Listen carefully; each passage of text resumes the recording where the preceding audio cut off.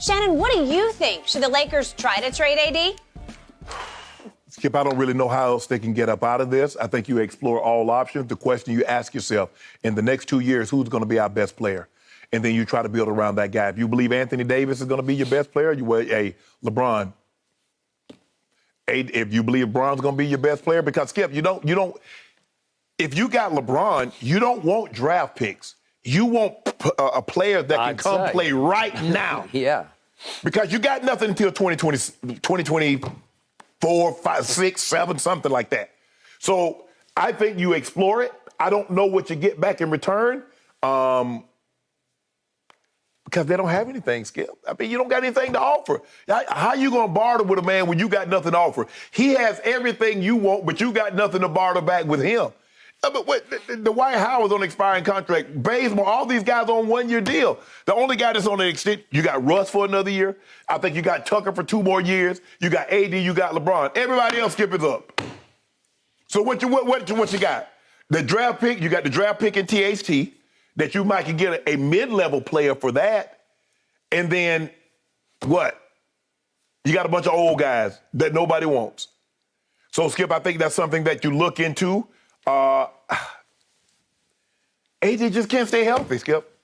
Outside of that first year, Skip, he just can't stay healthy. That's been his MO his whole career. Unfortunately, I don't think we're ever going to see what he can truly be, what he truly could have become. I see it in stretches, but it's a foot injury, it's a knee injury, it's a back, it's a shoulder, it's something. And so I think the Lakers will have to explore possibly moving Anthony Davis. I don't know if they will, but I think you got to explore it because I believe LeBron James for the next, at least bare minimum, year 20, will still be the Lakers' best player, and you surround your best player. And I say there is no way you should even consider trading your best younger player, and that's Anthony Davis. I still like him a lot more than you do. You're down on him because you're so frustrated by his lack of availability, and when he does play, his lack of motor. Yeah. His lack of energy or whatever that intensity or whatever that dynamic is. What if we swap him for Karl Anthony Towns? Well, would they do it? They might. I don't think they would do it because they'd say we don't want the risk of that guy's injuries.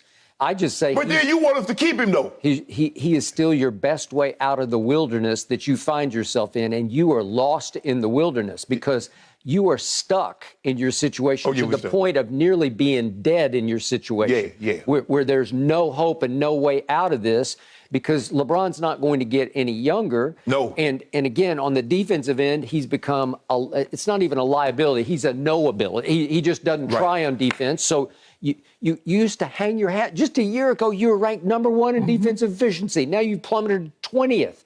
Well, I'm surprised they're that high. Okay, the best rim protector on your team is that guy AD. Right. By far. But Skip, he can't protect the rim from the bench. Nope, he can't. But when he's right, he is really right. Okay, when is that? And he was the biggest reason that you broke through in the bubble and won that championship. I will concede that. And just on that alone, that justified whatever you gave up for him, all the young players that you shipped off to New Orleans for him. But what about last year and this year? Well, it's just, again, he paid for himself one time over, and then that was it. Oh, damn.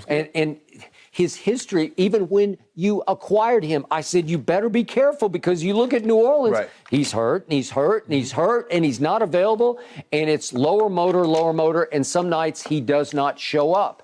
I don't know why, because he is seriously gifted. He is a top 5 player when right. Well, I haven't seen him right since the bubble. Right, okay? I agree. And maybe it's one of those classic cases of he finally won what he wanted, and in his mind, he's still semi-retired. Right. And do I think he fights back? What's the injury he has now? A sprained foot?